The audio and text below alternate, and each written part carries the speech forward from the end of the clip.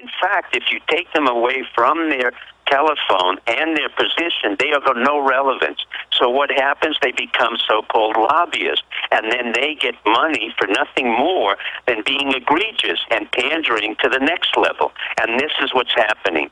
We went from a product-oriented country to a very sensible country of real people producing real products to a country of process producing nothing more than process and paper pushing and individuals who are intercessors for intercessors with nothing more for their sense of self-worth than the fact that they were deputy to the deputy to the deputy of the deputy. And this is out of control, and this is what's happened. That's why the only institution that I can respect within the American hierarchical system is really the military. Why? Because it's very tough to be on the ground and fighting and having a sense of discipline and self-discipline and being shot at and caring about whether you are a captain or a major. You really have to go through the system. And you really have to be accountable for life and death.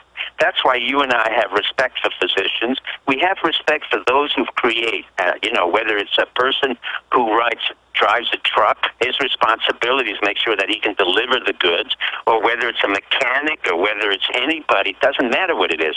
There is no one in your audience who's going to advance him or herself on the basis of saying how important they think they should be. The only ones who do that are really, by definition, sociopaths, because they have no sense of guilt, they have no sense of consequence, so they can say anything they want. The president is a typical example of that, be it this president, a Democrat, or a Republican like Bush Jr., who had no sense of consequences, had never performed successfully in any of his feats, and then you have Clinton, who clearly was filleted in the White House. How much sociopath can you have there?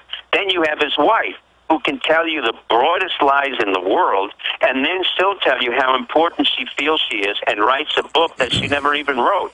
So we have created a culture of sociopathy, which is more dangerous just narcissism. And that's what makes the difference between the Alex Jones show and the audience and the American government that so-called represents us. They don't represent us. It's not real anymore. They're in the Wizard of Oz, the Wizard of Sociopathy. They are now really sociopaths who are doing nothing more than self-aggrandizing and extending their own narcissism. Well, when you talk about process, it's as if the paper-pushing BS factories are waging war against the farms, the ranches, the industry.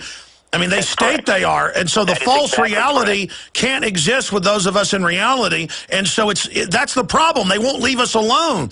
I mean, they can play dress. That's the basis of a revolution, my friend. That's where we began to have a revolution. I don't think anybody understands the history very well. The American public, contrary to any other world government, we did not tolerate King George. We did not tolerate in the French Revolution Louis XVI. What we have now is a variation of Louis XVI. Feed them cake. We'll take over and take care of you. No, you can't. You don't even know how to take care of yourselves. We have the farmers. We have the ranchers. We have the mechanics, the truck drivers, the doctors. Do you know what the designation of an MD is now? My daughter was designated an MD is a home health provider. Or a health provider. Do you believe that after 10 years of education? Yeah, the bureaucrats are taking titles away from people that really deserve the position and the responsibility. Again, the scum is waging war against reality. Final call. Correct. Dave in Long Island, you're on the air. Go ahead. Hey, Alex. Hi, Dr. Pieczenik. Can I ask you guys a question, and the fellas out there in radio land? Yeah, we only got a minute and a half. Go ahead. If a private person or a private mercenary group or another government claimed that they killed Osama bin Laden and they gave the same story, they threw the body overboard, the phony picture, the story isn't straight. If a private person came back to the United States and said, oh, yeah, I just killed Osama bin Laden, would we buy that? No. Would anybody buy that? No, prison, by the way. We would arrest. That's a great point. That's a great point, Doctor. If an individual commits a foreign policy act, we put him in prison. There's some law to that effect. My point is if we're not going to buy it from any scenario like that, why should we buy it from the government? You shouldn't. Why should we? That's why we're saying it. That's why you got to tell your congressman in Long Island and all those people there who represent you, get out. and start telling the truth. Well, there's no doubt the White House is definitely on top of this. So is all their dinosaur media people stumbling along on their last leg. And Dave, great point, great tail gunner caller to end the broadcast that way. Dr. Pieczenik, StevePieczenik.com. Look forward to having you up again in the near future. You've been very gracious, and I'll say bye to you here at the break, but thank you for joining us today.